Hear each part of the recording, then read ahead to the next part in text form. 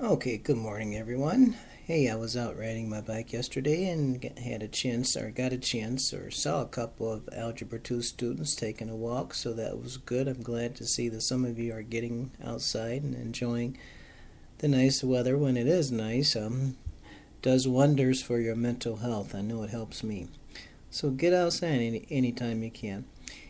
Anyway, I am going to review a couple problems that you'll have on your 8.4 test. So you should be able to do quite well when you take the exam.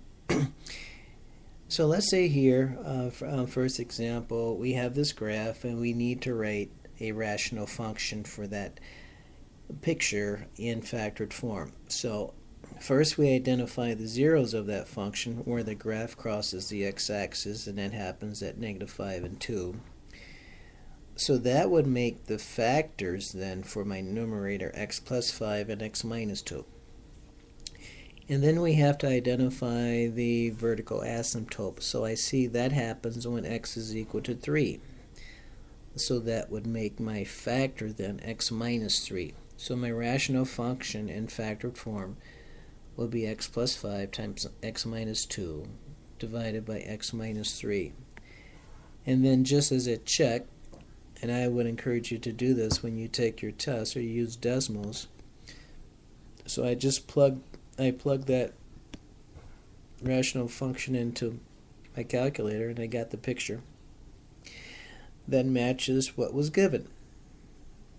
Okay. The next one. So first thing I have to do is identify the zeros.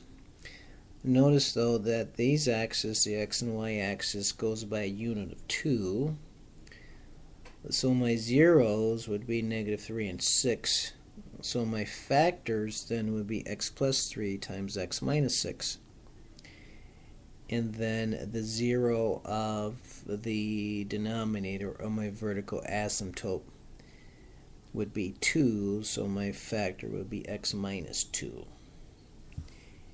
And again, I graph that with my calculator, or you can do it with decimals, and everything looks okay. It looks like it works there. Okay, looks like it's the correct function. Alright, so what I want you to do is pause the video and then write the rational function for that one.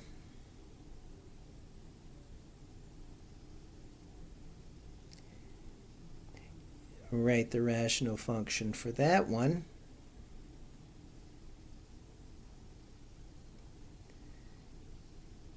And write the rational function for that one.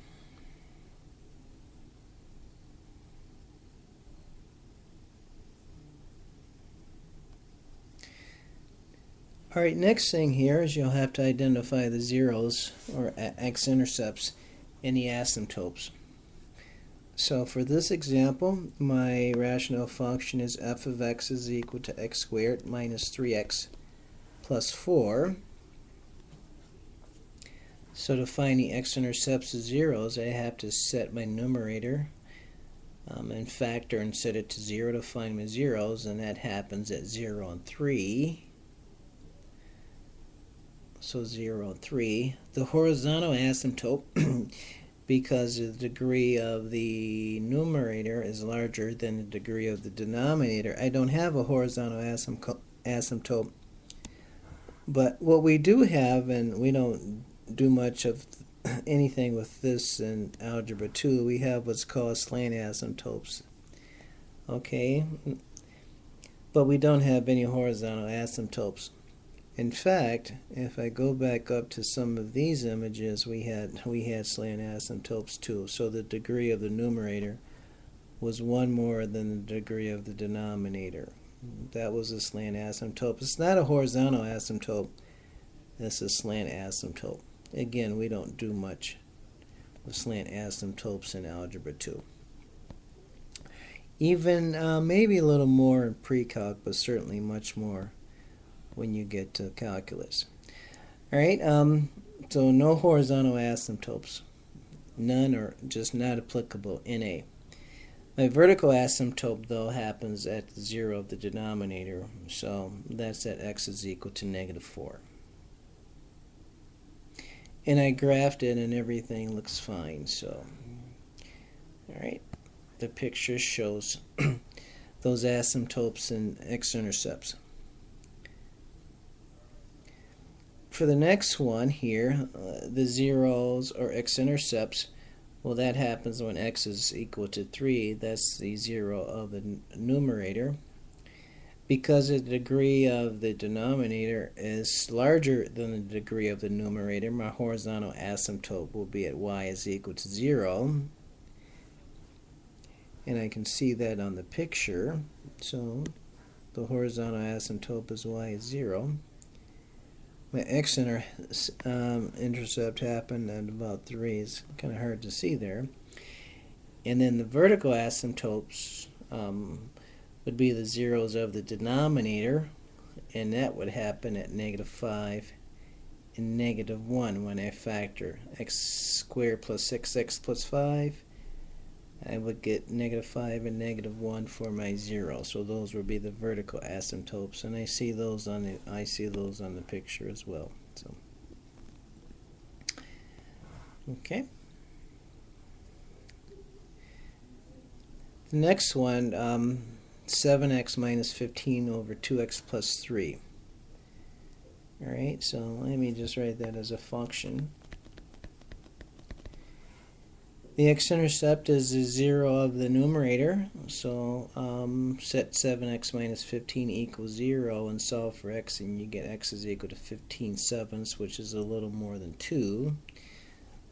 So I can see that.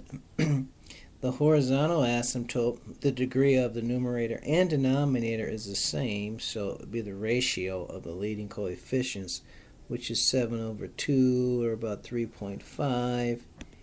And that looks to be about right, 3.5. And then the vertical asymptote is the 0 of the denominator, so that would be at -3/2, -1.5, and that certainly shows in the picture there. All right.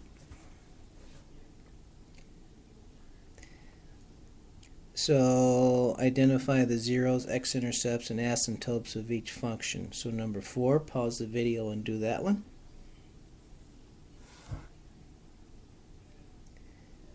Number 5, pause the video and do that one.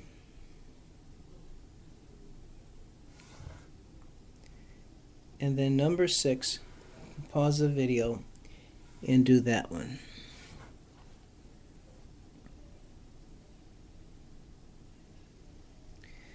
The last one is to identify holes in the graph. And remember, you have a hole in the graph when you have a factor that's in both the numerator and denominator.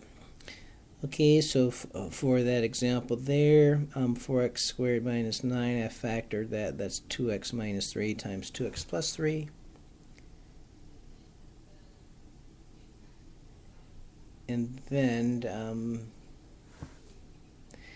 my denominator is 2x plus 3. So 2x plus 3 is in the numerator and denominator. So my hole in the graph would be at the 0 of the denominator, and that would be -3/2.